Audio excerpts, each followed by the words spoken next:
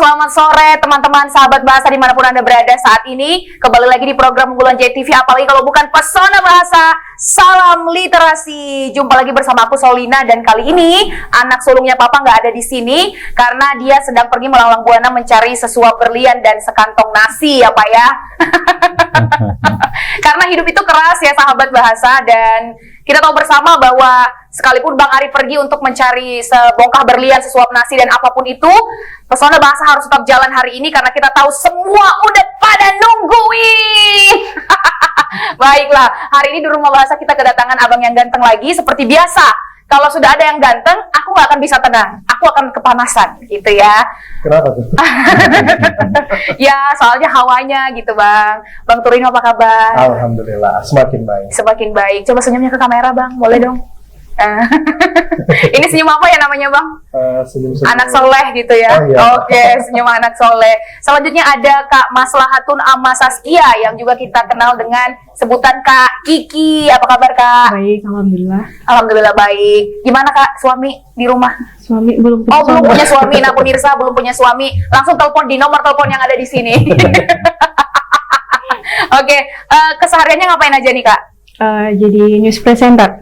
Pembawa acara tentunya ya. Kita sama berarti. Tolong untuk jangan menggantikan aku di sini ya, Kak ya. Selanjutnya ada Papa yang luar biasa, Papa kantor bahasa Jambi, Papa Saiful Bari Lubis. Assalamualaikum, Papa. Ya, waalaikumsalam Mbak Solina yang cantik, dan Bang Ari yang jauh ya. Salam dari kami di sini. Selalu salamnya berdoa dan berharap semoga Corona secepatnya undur diri dari kita semua. Amin. Tepuk tangan dong buat Papa. Tapi kalau ngomong-ngomong, sapa Papa ini aku selalu merasa sedih sih sebenarnya. Nggak tahu sampai episode berapa Papa ada di sini. Aku harus sapa terus Papa meskipun dengan nada ledekan sih Pak. Apa kabar Papa? Iya, assalamualaikum Mbak Solina, Bang Ari. Sekalipun seperti itu akan tetap dirindukan dari Papa. Papa kapan berangkat sih Pak? Kalau ada pertanyaan seperti itu, berarti sudah menginginkan saya secepatnya berangkat. Sebenarnya. Sebenarnya bukan Pak, biar aku anterin ke bandara gitu loh Pak. Papa berprasangka buruk deh sama aku. Tapi ada yang beda hari ini, sahabat bahasa dari Papa, kayaknya Papa baru cukuran. Iya, betul. Saranya ganteng banget, auranya aura bintang ya Pak. Iya. Bintang Pantura. Betul. Oke, pemirsa, hari ini kita bahas di Rumah Bahasa tuh bahasan yang paling menarik. Sebenarnya sih menarik-menarik juga, setiap hari Senin tuh menarik terus. Tapi hari ini kita mau bahas tentang mengutamakan bahasa Indonesia pada anak usia dini. Nah, kenapa sih pada anak usia dini? Kalau aku baca artikel nih Pak ya, katanya anak usia itu 1 sampai 4 tahun ya Bang Tur ya. Katanya itu golden age atau usia emas anak, di mana dia cepat untuk menangkap sebuah pelajaran, untuk meniru seperti itu. Kalau mau kita buka di awal nih Bang Turino, kenapa perlu sih untuk mengutamakan bahasa Indonesia untuk anak usia dini? Ya, karena untuk anak usia dini ini kan tahap awal mereka mulai mengenal bahasa. Nah, jadi ketika mereka baru mengenal, tentunya di sini saat-saat yang baik untuk kita bisa mencetak generasi nantinya, adalah generasi yang bisa cinta bahasa Indonesia. Makanya kita utamakan dulu bahasa Indonesia. Kalau sebenarnya Pak, mengutamakan bahasa Indonesia untuk anak usia 1 sampai 4 tahun, manfaat yang paling dirasakan tuh apa sih Pak sebenarnya? Bayi itu terlahir otaknya, kan otak itu salah satu bagiannya ada di sana, bagian bahasa ya. Jadi ketika dia terlahir ibarat kertas putih, polos, bersih begitu. Nah, semakin banyak kita isi dengan perbendaharaan kosakata, maka akan semakin kaya perbendaharaan kosakata sang anak tadi. Maka memang akan lebih bagus kalau sejak dini mereka diajari atau diperkenalkan kosakata baru. Meskipun ya, memang menurut perkembangan anak ya, perkembangannya nanti sesuai usia mereka. Bahkan cara pengucapan pun kita harus memahami ya. Jadi ketika anak atau katakanlah yang masih usia dini mengucapkannya belum tepat benar, itu harus kita maklumi. Tapi justru kita sebagai orang dewasa, kita sebagai pengasuhnya, jangan melafalkan yang salah itu seperti yang diucapkannya. kita tetap konsisten melafalkan dengan cara pelafalan yang benar. Biarkan dia melafalkannya sebisa dia meskipun itu salah. Jadi sangat bagus bagi perkembangan anak, termasuk untuk pengembangan otaknya. Kalau dari awal kita memperkenalkan kosakata sesuai dengan kemampuan mereka. Karena zaman sekarang ini ya Bang Tur ya, Kak Kiki juga kita lihat bahwa pencampur bauran bahasa tuh dari kecil sudah kelihatan seperti itu. Meskipun sebenarnya orang tua, ini peran orang tua sebenarnya sangat dibutuhkan ya Pak.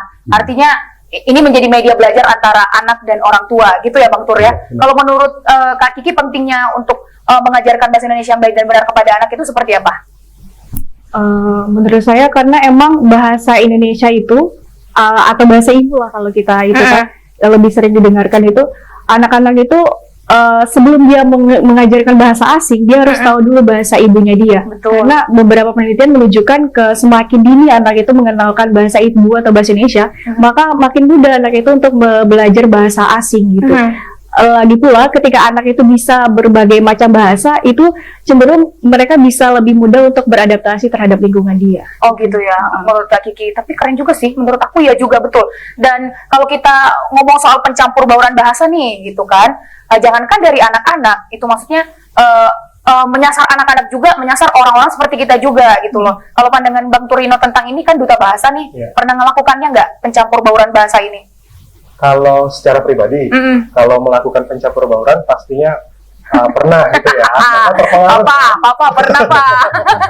Tapi kalau lagi forum resmi kemudian apalagi kalau lagi menggunakan nama duta bahasa itu sudah ngeri ya untuk meninggalkan. Tapi kalau lagi ngobrol yang suasananya memang terkadang ada campur baur, tapi kita tetap mengutamakan bahasa Indonesia. Jadi sebenarnya bukan duta bahasa ataupun kita dari duta bahasa ini orang yang anti bahasa asing karena sudah ada trigatra itu tadi ya.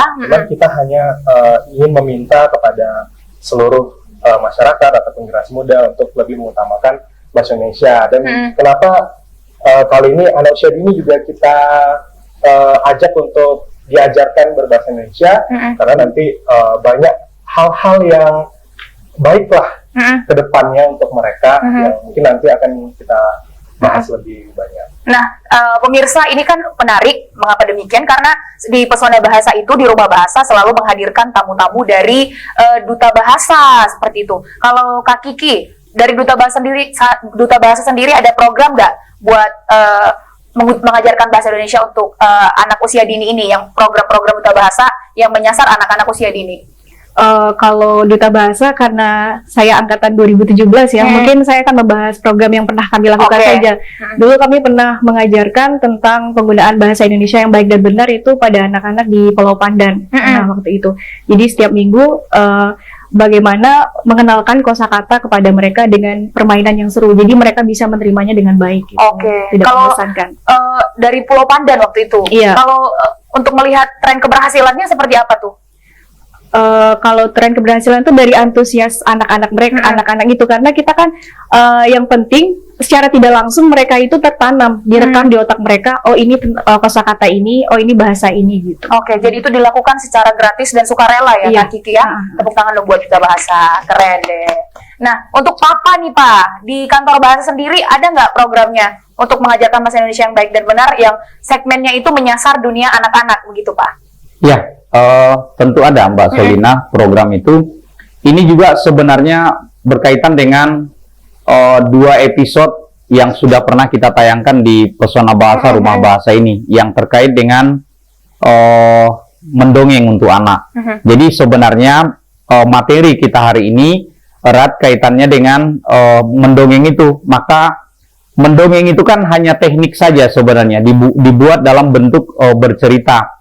Tapi salah satu poin penting yang bisa diperoleh si anak di sana adalah pengembangan kosakatanya. Jadi pengembangan kosakata itu bisa dengan cara mendongeng, atau bisa dengan cara memperkenalkan kosakatanya ke anak-anak. Bahkan tidak sedikit penelitian yang mengkaji bagaimana perkembangan kosakata anak. Jadi bisa diukur misalnya. ketika usianya 3 tahun, kemarin dia mengerti sebanyak berapa kosakatanya. Lalu nanti baru diperkenalkan, dibuat sebuah program. Setelah itu diukur kembali, berarti akan terlihat nanti penambahan penguasaan kosakata si anak. Itu sebenarnya. Berarti untuk di kantor bahasa sendiri memang sangat mengutamakan hal ini juga ya, Pak ya? Oke, nah kita masih akan bahas kembali bagaimana kemudian pentingnya untuk mengutamakan bahasa Indonesia bagi anak-anak kita maksudnya gitu. Iya, istrinya nonton, abis deh kita. Tetap di Pesona Bahasa, salam literasi, sesaat lagi kami akan kembali.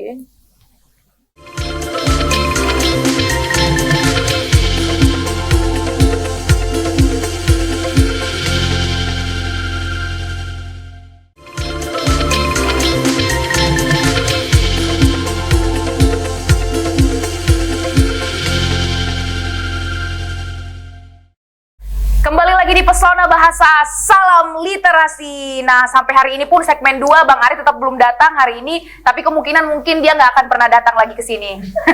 Jadi, honornya buat saya semuanya. Tepuk tangan buat saya. Tapi enggak lah pemirsa, kalau nggak ada Bang Ari, aku merasa kesepian seperti itu. Papa juga pasti merasa seperti itu. Apalagi mungkin ini episode terakhir Papa ada di tempat ini. Papa, kalau kenapa ya aku agak sedih aja gitu Pak kalau Papa mau berangkat.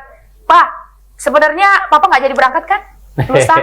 Jadi berangkat. Uang jajan nggak Pak?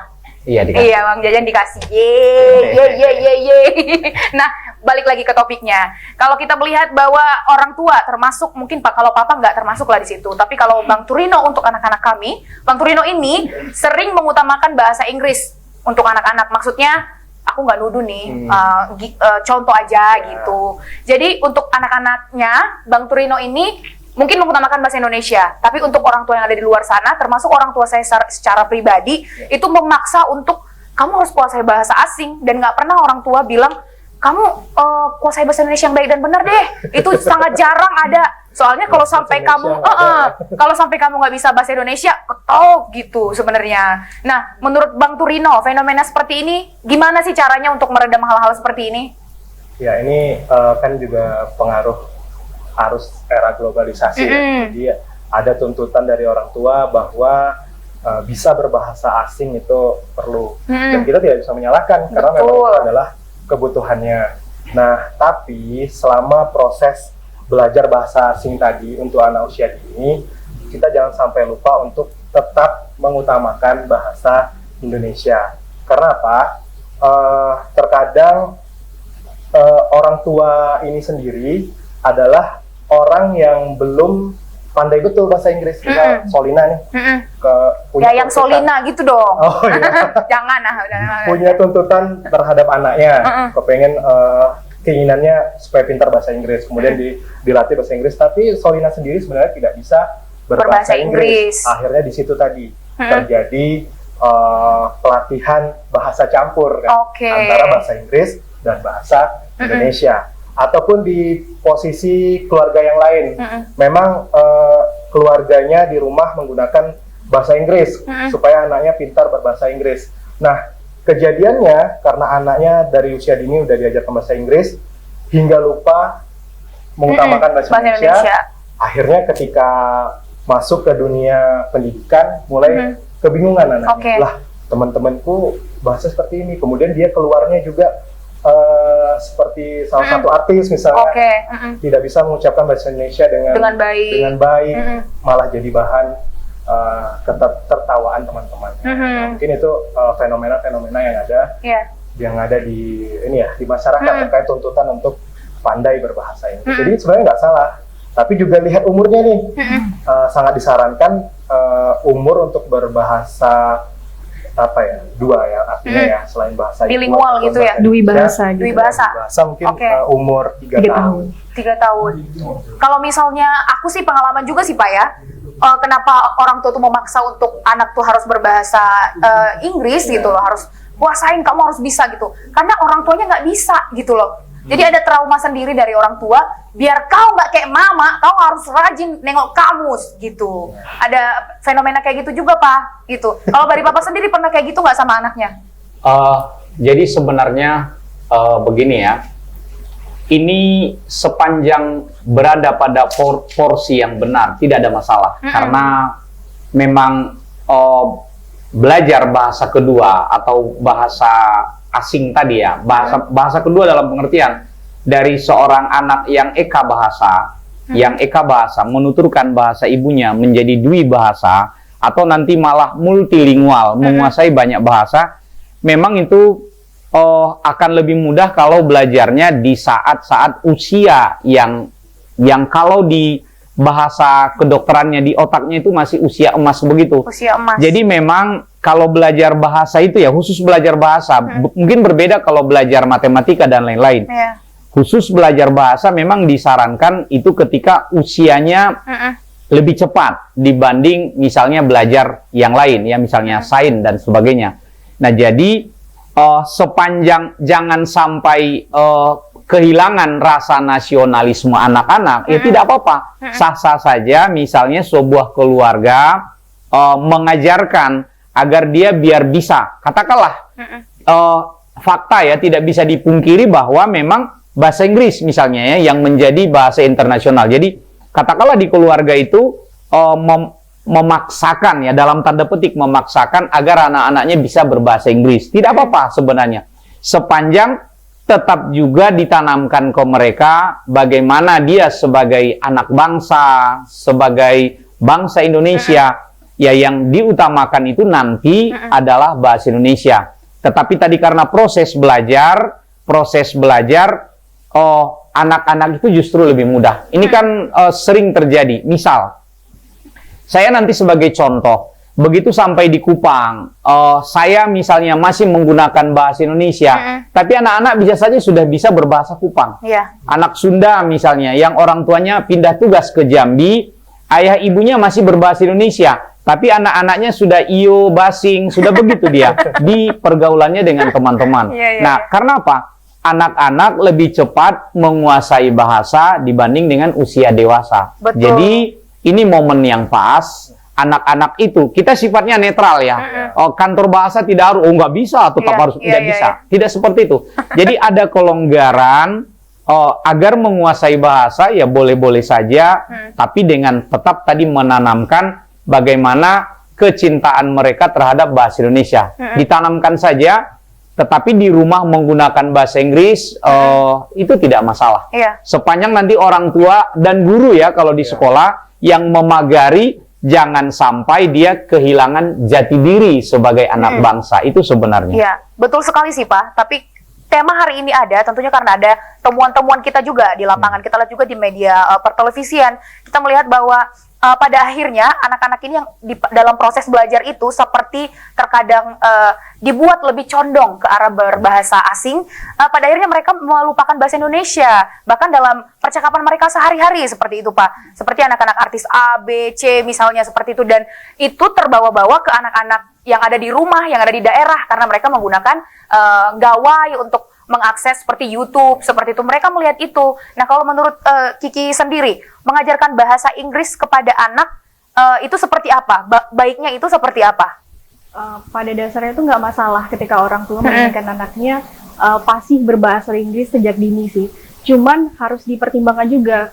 Bahasa Inggris atau bahasa kedua itu kan digunakan saat dia di sekolah, sekolah di bahasa misalnya kan dengan guru dan teman-temannya. Lalu bagaimana ketika anak itu keluar dari lingkungan rumah, bermain dengan teman-teman yang mungkin tidak fasih berbahasa Inggris atau bahasa kedua. Nah, itulah yang menjadi konflik bagi anak. Mereka akan kebingungan nantinya gitu. Mereka mungkin akan merasa terkucilkan karena bahasa teman-temannya yang ia nggak pahami gitu tadi.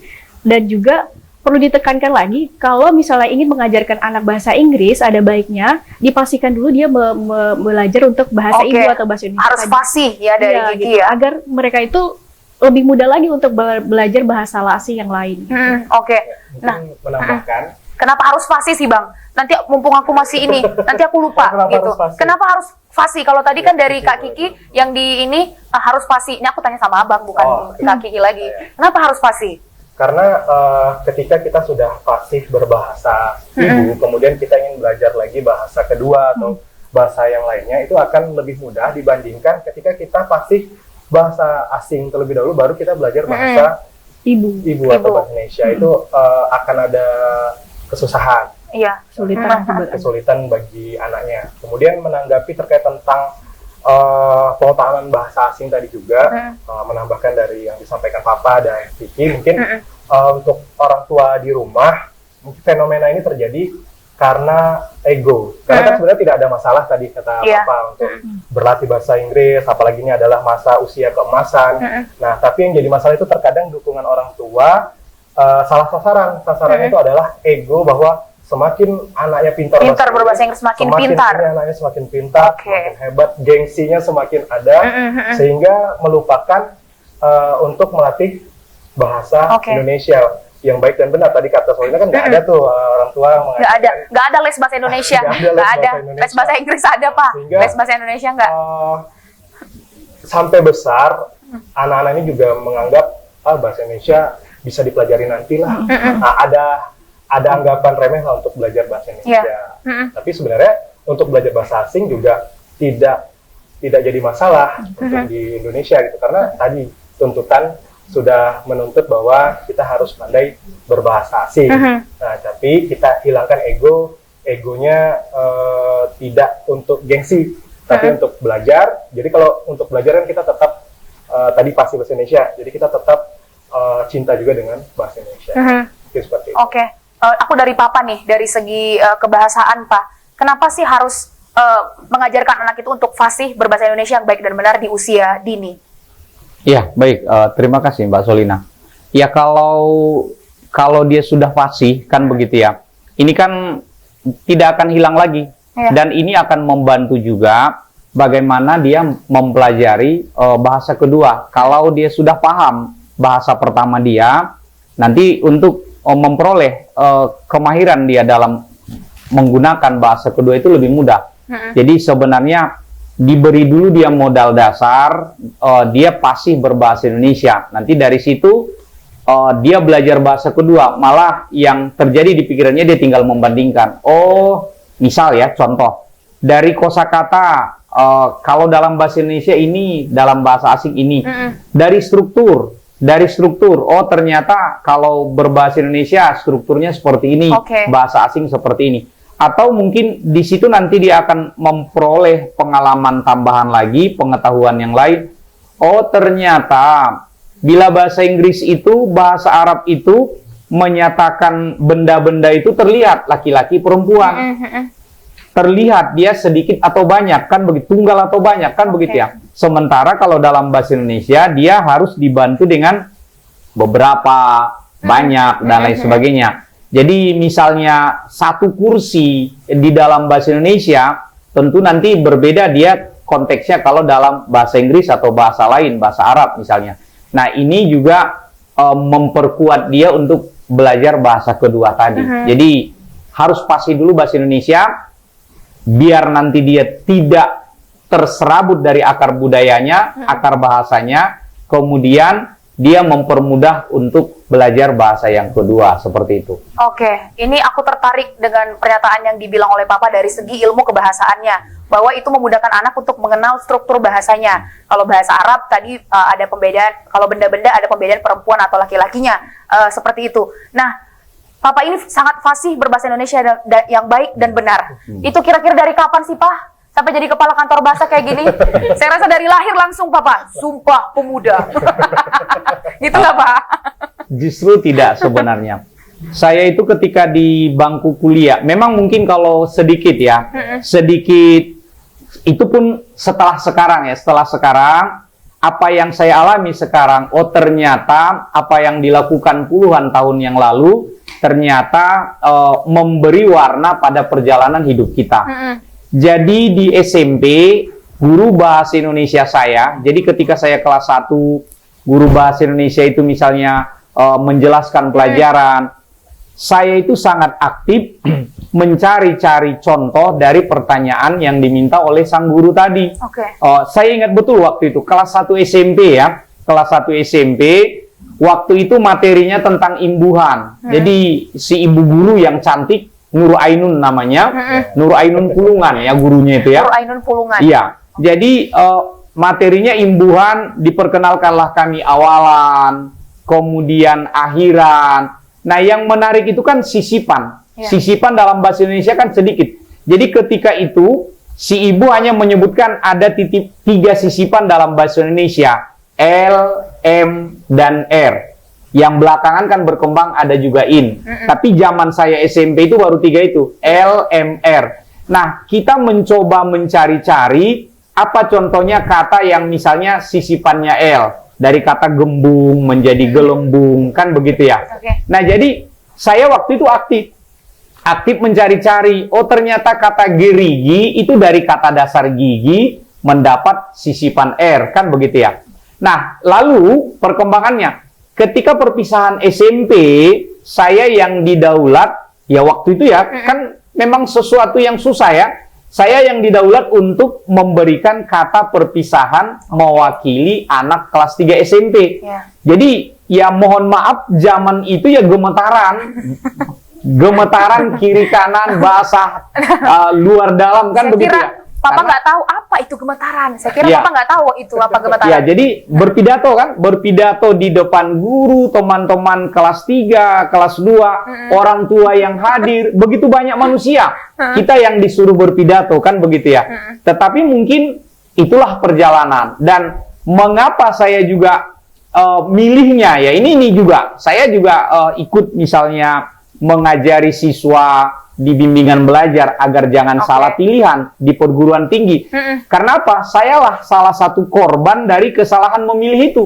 Kan harusnya memilih itu kan ada urutannya. Mana yang kira-kira yang paling tinggi passing grade-nya atau yang kan mustahil kalau misalnya pilihan pertama sastra Indonesia, pilihan keduanya kedokteran, kan itu mustahil kan? Mustahil, Pak. Itu sangat-sangat jauh, Pak. Ya, sangat naif kan? Harusnya kan kedokteran dulu baru sastra Indonesia.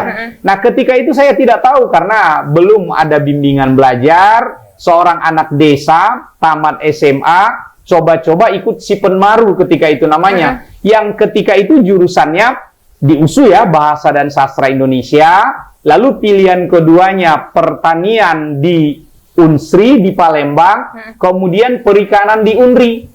Nah, sastra Indonesia, pertanian, perikanan. Jadi lulusnya di pilihan pertama, padahal tadi bukan itu cita-cita. Nah, jadi suratan takdir, Pak. Ketika lulus itu ya awalnya seperti di apa namanya? Loh, kok malah milihnya di sastra Indonesia? Tetapi itu sudah garis tangan. Garis tangan, sudah betul. ada ketentuannya. Nanti kita masih akan bahas tentang garis tangan Papa, pemirsa. Karena akan ini menjadi pembahasan yang sangat menarik, garis tangan Papa, karena berhubungan dengan fasih berbahasa Indonesia, belum sampai kepada intinya tadi. Tetap di Pesona Bahasa, salam literasi.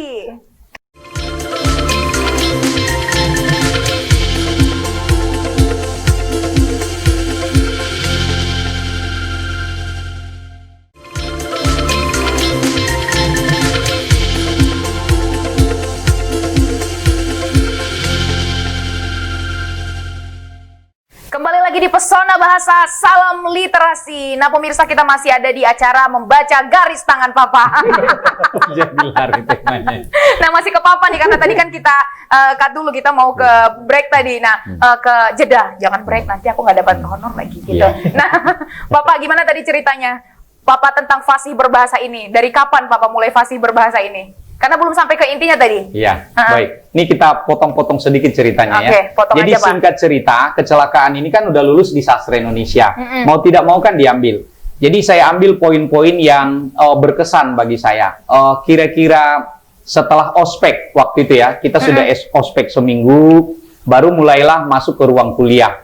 Jadi ada salah satu dosennya namanya Ibu Dr. Randa Gustianingsih. Dia membawa mata kuliah ketika itu dialektologi 1 namanya. Nah, kami disuruhlah berkenalan, 41 orang mahasiswa baru ini disuruhlah berkenalan. Jadi berkenalan, saya dengarin satu-satu teman-teman memperkenalkan diri. Lalu sastra Indonesia itu, bahasa dan sastra Indonesia ya ketika itu namanya ya. Bahasa dan sastra Indonesia itu pilihan keberapa mereka.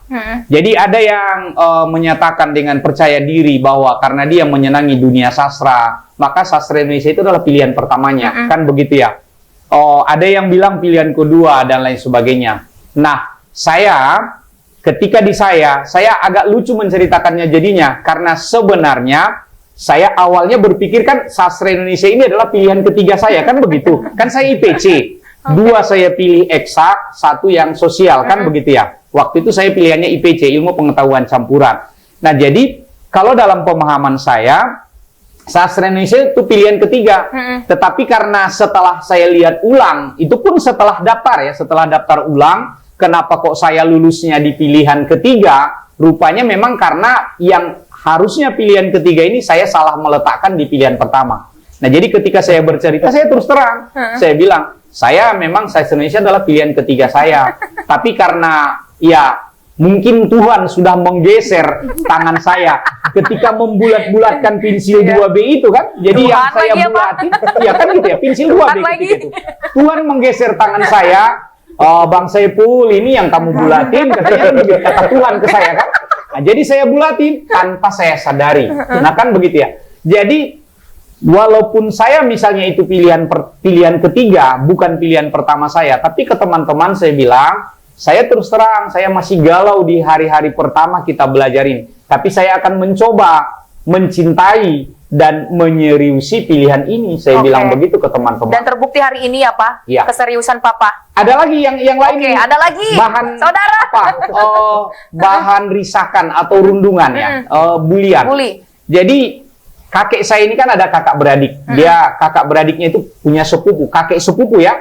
Tapi karena dia orang yang katakanlah yang hanya punya 2 anak di Medan dan dalam tanda petik orang yang mampu, dia mantan wali kota Tebing Tinggi ya ketika itu di Sumatera Utara.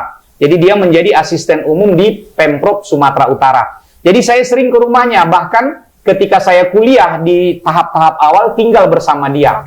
Nah, jadi ketika si kakek, waktu itu si kakek sudah pensiun dari Pemprov Sumatera Utara. Jadi kalau mau makan kan kita udah sudah duduk dulu tapi nunggu si kakek datang ke meja makan. Begitu si kakek datang, karena waktu itu ada sedikit sakit, nah kita bantu dia untuk duduk di kursinya. Nanti ketika dia duduk, karena saya paling muda, hitungannya kan saya cucu ya, saya cucu di meja makan itu, karena saya paling muda, lalu si kakek mengejek begini, sebelum kita mulai makan, marilah kita gunakan bahasa Indonesia yang baik dan benar, kata si kakek. Kenapa? Ketika itu ada di majalah Intisari kalau saya tidak salah, yang diasuh oleh Profesor Jus Badudu, yang memang di rubrik Intisari itu inilah bahasa Indonesia yang baik dan benar. Jadi ketika itu di kalangan ibu-ibu, di kalangan bapak-bapak, mereka senang sekali membaca rubrik itu yang isinya tentang bagaimana bahasa. Jadi selalu saya diejek, marilah menggunakan bahasa Indonesia yang baik dan benar. Padahal tadi di meja makan itu sering diejek oleh si kakek.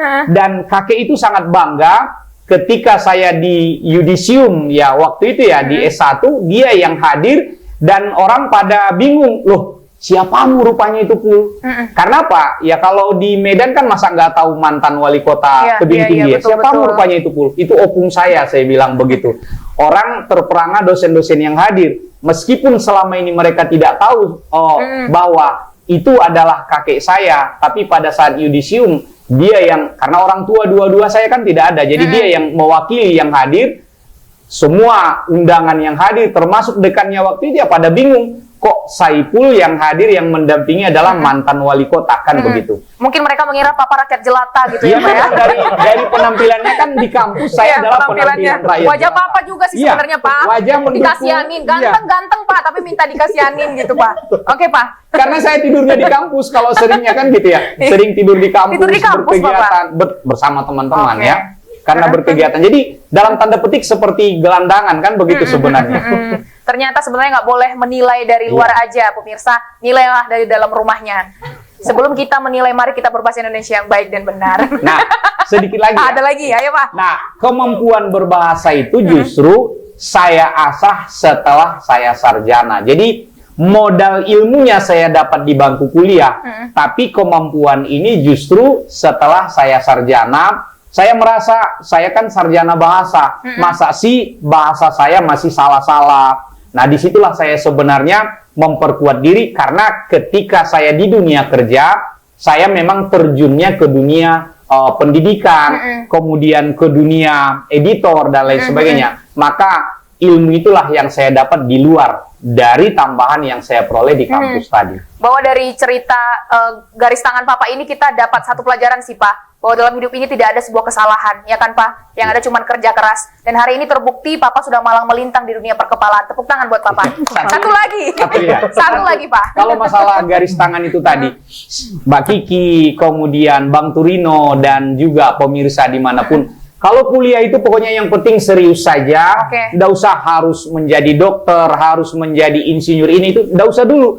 Pokoknya dokter gigi Padli ya, dia dokter gigi, tapi tidak pernah sekalipun memeriksa gigi orang, tapi malah dia menjadi artis, kan begitu ya? Itu contoh, banyak hal yang seperti itu. Jadi yang penting kita kuliah saja yang baik, belajar saja yang baik, mau apapun nanti rezekinya dibuat Tuhan, karena itulah yang terbaik. Itu sebenarnya intinya. Oke, tepuk tangan buat Papa sekali lagi. Gak ada satu lagi kan Pak? Karena kita mau lihat video dulu nih pemirsa tentang tempat bermain anak yang menggunakan bahasa asing dengan tontonan video yang mencampurkan bahasa asing dan bahasa Indonesia. Ini dia videonya.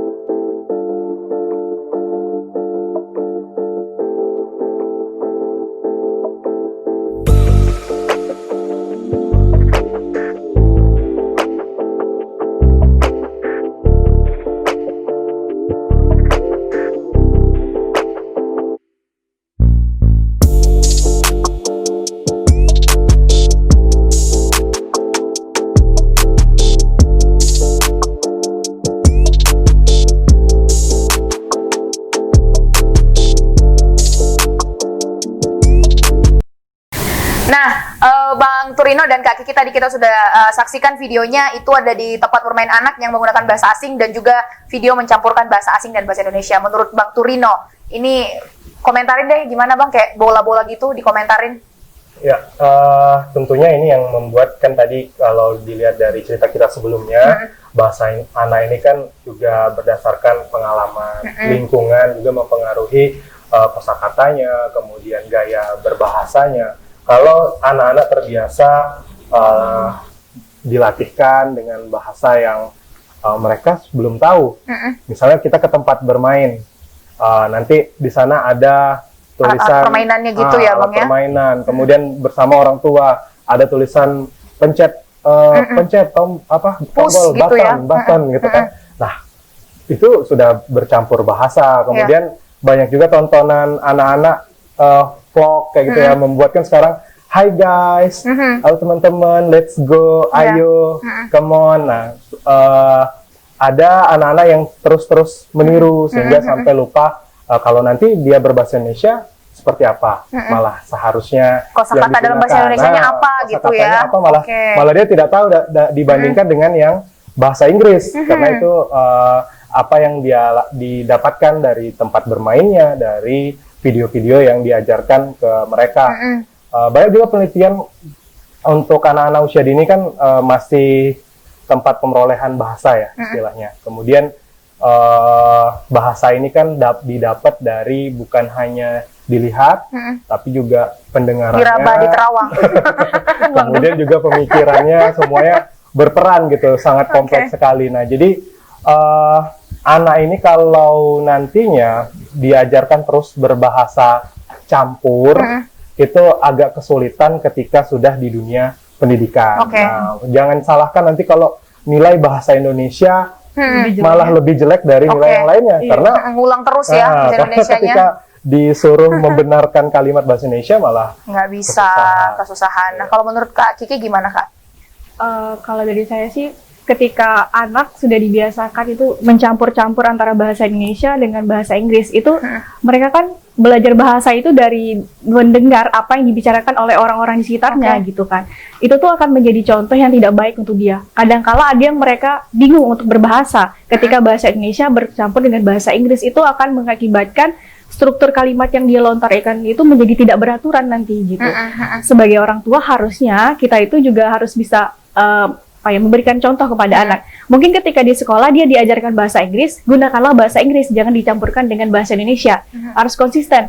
Nah, ketika demikian pula ketika dia ingin menggunakan bahasa Indonesia gitu, gunakanlah bahasa Indonesia sampai selesai saat itu dengan teman-temannya, jangan dicampur-campur sehingga dia tidak akan kebingungan nanti. Seperti kata Bang Torino tadi kan, ketika di sekolah akan menyulitkan dia nanti untuk belajar bahasa karena tadi udah tercampur-campur, dia nggak tahu penempatannya. Ketika ini menggunakan bahasa Inggris atau menggunakan bahasa Indonesia. Nah, dan sebenarnya sih untuk pemirsa bahwa fenomena seperti ini tidak hanya bermanfaat untuk anak mendapat nilai di sekolah, tetapi bagaimana dia bersosialisasi dengan teman-temannya. Karena tentunya berbahasa seperti ini mencampur baurkan itu sebenarnya menunjukkan anak itu dari golongan apa, seperti itu loh Pak. Jadi dia nggak fleksibel untuk bergaul dengan semua lini teman-temannya pada saat dia ada di sekolah nantinya. Nah, untuk Papa, sebenarnya realita bahasa itu sangat miris sih Pak, melihatnya terlebih di sekolah swasta. Anak-anak seakan memang dibiasakan untuk berbahasa asing. Sementara tuntutan zaman seperti itu. Menurut Papa, hal seperti ini seharusnya gimana Pak? Iya, terima kasih Mbak Selina. Ya sebenarnya ya yang penting cara sekolah misalnya ya menyikapinya dengan baik saja menurut saya. Satu sisi sekolah ingin dari yang mereka lakukan agar senyampang anak-anak bisa juga belajar bahasa di sana. Jadi dibuatlah berbagai tulisan di sekolah dipenuhi dengan istilah-istilah atau tulisan-tulisan bahasa asing yang sebenarnya tadi maksudnya biar anak-anak itu ya belajar bahasa, kan itu maksudnya. Hanya saja dari sisi nasionalisme berbahasa, dari sisi pemartabatan bahasa Indonesia itu kurang pas. Maka yang menjadi kajian di kementerian juga, mengapa lomba wajah bahasa ya yang dilaksanakan secara regional dan juga secara provinsi itu malah yang disasar adalah dunia pendidikan. Karena argumentasi akademisnya bahwa kalau anak-anak di sekolah atau kalau dunia pendidikan sudah baik bahasa Indonesianya, maka nanti di dunia kerja dan juga di tempat lain itu akan bagus. Maka memang yang saat ini kan barusan didapatkan pemenang wajah bahasa di sekolah yang ini sudah menjadi tahun kedua, dan pemenangnya ini yang dikirim nanti secara nasional dan akan ditentukan lagi mana yang terbaik secara nasional. Jadi dunia pendidikan itu sangat menentukan sehingga yang kita sasar adalah dunia pendidikan. Jadi kalau sekolah yang penting bisa membuat porsi. Contoh, silakan saja misalnya menetapkan hari-hari tertentu untuk berbahasa Inggris di sekolah, tapi khusus satu hari itu saja. Tujuannya tadi apa? Untuk melatih anak-anak biar bisa berbahasa Inggris. Di Dinas Pendidikan Kota Sungai Penuh, kepala dinasnya menetapkan setiap hari Kamis wajib di lingkungan dunia pendidikan Kota Sungai Penuh wajib menggunakan bahasa daerah. Ya, tujuannya apa sebenarnya? Untuk melestarikan bahasa Kerinci itu tadi. Jadi silakan saja, yang penting asal pada porsi-porsi yang benar. Jadi jangan nanti misalkan setiap hari guru membuat anak-anak juga latah menggunakan campur bahasa Indonesia dengan bahasa Inggris. Nah ini kan jadinya tidak terarah. Justru akan lebih bagus. Oh iya, ini hari Senin, misalnya ditetapkan setiap hari Senin berbahasa Inggris, kan begitu ya. Nah, ini menjadi menarik. Berarti dia setiap hari Senin memaksa mencari kosakata kalimat yang benar, bagaimana dia bertanya ke guru, bagaimana bertanya ke teman, belanja di kantin dan sebagainya. Khusus hari itu. Jadi dia dengan terpaksa. Kan begitu ya. Di tempat lain ya, yang akan saya tuju ini kan juga gubernurnya pernah menerapkan bahwa di sana itu ada satu hari khusus apa ya di Pemprov itu menggunakan bahasa Inggris. Tujuannya tadi kan untuk menarik wisatawan sebenarnya. Tetapi kan justru bagaimana menarik wisatawan ini tidak harus kita pintar berbahasa Inggris. Betul. Saya pikir tidak ada sebuah kendala orang tidak mau berkunjung ke Bali gara-gara dia tidak bisa berbahasa Inggris. Kan gara-gara orang Balinya tidak bisa berbahasa Inggris. Kan merasakan sendiri bagaimana di Danau Toba, di pinggiran Danau Toba, penjual mangga, penjual souvenir, dia bisa berbahasa Inggris. Walaupun dia tidak tamat sekolah kan, dia tidak sekolah, tapi dia bisa berbahasa Inggris. Bahasa Inggris yang bagaimana? Bahasa Inggris pasaran yang memang dipahami, dan itu tidak kita pelajari di sekolah. Jadi tidak ada korelasi antara mengapa sedikit kunjungan wisatawan ke Jambi, karena orang Jambi tidak bisa berbahasa Inggris, tidak ada urusan dengan itu. Oke, kita masih akan kembali dengan beragam informasi yang pastinya menarik di Rumah Bahasa kali ini. Bukan hanya soal garis tangan, tetapi tentang bahasa tentunya. Tetap di Pesona Bahasa. Salam literasi.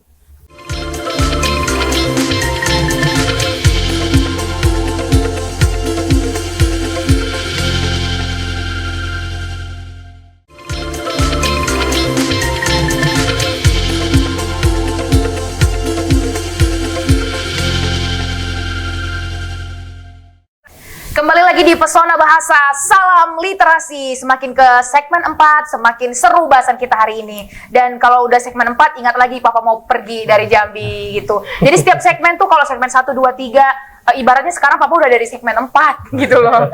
Keadaan Papa sekarang ini ya Pak. Ya nggak sih Pak? Kalau kemarin segmen 1, 2, 3, 4 berarti akan segera berakhir, Papa akan segera pergi dari Jambi. Tapi Papa tenang aja, titisan Papa ada kok di Jambi, yaitu Ape Zaki. Oke, di segmen 4 ini kita mau ngomong soal eksistensi bahasa Indonesia. Nah, kalau menurut bicara tentang generasi muda untuk menjaga eksistensi bahasa Indonesia, untuk Bang Rino sebagai bagian dari keluarga besar Duta Bahasa, hal apa yang sudah dilakukan untuk menjaga eksistensi bahasa Indonesia, Bang? Ya, untuk menjaga eksistensi artinya pengutamaan tadi. Jadi di setiap kegiatan dari IKA Dubas, semuanya adalah kegiatan yang memasyarakatkan bahasa Indonesia, pengutamaan bahasa Indonesia. Kemudian juga kita keluarkan terus padanan-padanan kata sehingga masyarakat suka atau kan tertarik tuh, apa ya sebenarnya bahasa yang sebenarnya. Kemudian kalau untuk eksistensi yang kita ranahnya untuk usia dini, nah itu tadi melalui seperti yang dibilang Bapak kan mendongeng. Nah itu juga kita di IKA Dubas kalau saat ini kan ada namanya lentera bahasa yang langsung ke panti asuhan, kemudian sasarannya ada anak-anak. Nah itu penyampaian bahasa kan harus melalui permainan. Permainan itu juga bisa dalam bentuknya seperti tebak kata yang semuanya untuk mengutamakan bahasa Indonesia. Kemudian juga mendongeng juga menggunakan bahasa Indonesia dan bahasa daerah. Jadi anak-anak bisa menangkap gitu. Oh ini ungkapan-ungkapan dalam bahasa Indonesia, dalam bahasa daerah. Tapi kalau untuk bahasa asing kita juga tetap menghargai, tetap memotivasi karena belajar bahasa asing tadi sudah menjadi tuntutan juga kan. Kemudian juga hanya catatannya belajar bahasa asing tadi di usia dini juga diperhatikan. Misalnya seperti kata Kiki di atas usia 3 tahun. Karena kalau masih di bawah 3 tahun ini kan masih proses pengucapan. Seperti kata Solina tadi, nggak mungkin Papa begitu lahir langsung sumpah pemuda gitu kan. Pasti ada bahasa kuingnya dulu, ada babblingnya dulu atau bergumam gitu ya. Nah dimulai dari proses-proses berbahasa itu tadi, kalau dia sudah bisa membedakan, oh ini bahasa ibu saya, oh ini bahasa Indonesia, baru kita ajarkan bahasa asing. Kemudian juga menambahkan apa yang Bapak sampaikan tadi, benar. Jadi kalau melatihkan bahasa asing itu jangan setengah-setengah. Jadi harus benar-benar, misalnya kalau harus pasti juga pasti juga. So, tadi Solina bilang kalau mau di anggota keluarga, boleh dicobakan ke ayah harus bahasa Inggris, ke ibu harus bahasa Indonesia. Nah, di masa usia kemasan nih mereka jadi bisa berpikir kan, oh ketika menggunakan bahasa Indonesia ini kalimatnya, ketika menggunakan bahasa Inggris ini kalimatnya, dan tidak akan salah sasaran karena sasarannya adalah ayah yang memang harus berbahasa Inggris dan ibu yang harus berbahasa Indonesia. Jadi tidak ada bahasa yang campuran atau setengah-setengah yang membuat pemikiran mereka jadinya malah terganggu kosakata bahasanya ke depan. Nah, Bang Turino memang ayah yang baik. Tepuk tangan dong untuk ayah yang Amin. baik. Nah, selanjutnya untuk Kak Kiki nih. Sulitkah di era saat ini untuk menggunakan bahasa Indonesia daerah dan asing secara proporsional? Dan kalau demikian sulit, hal apa yang harus kita lakukan untuk menerobos hal ini? Ini pada anak kan berarti. Sebenarnya untuk pada anak itu banyak hal yang mempengaruhi ketika mereka bagaimana untuk berbahasa Indonesia. Kan ada hal misalnya dari media langsung atau media tidak langsung. Kalau langsung misalnya dari guru, orang tua atau tutornya. Kalau secara tidak langsung dia berinteraksi di luar itu. Misalnya teman sebaya melalui media televisi ataupun media yang lain-lain gitu. Ketika itu kan mereka menyerap semua bahasa kan. Dia kan berbahasa dengan mendengar apa yang dia dengar yang orang lain bicarakan gitu.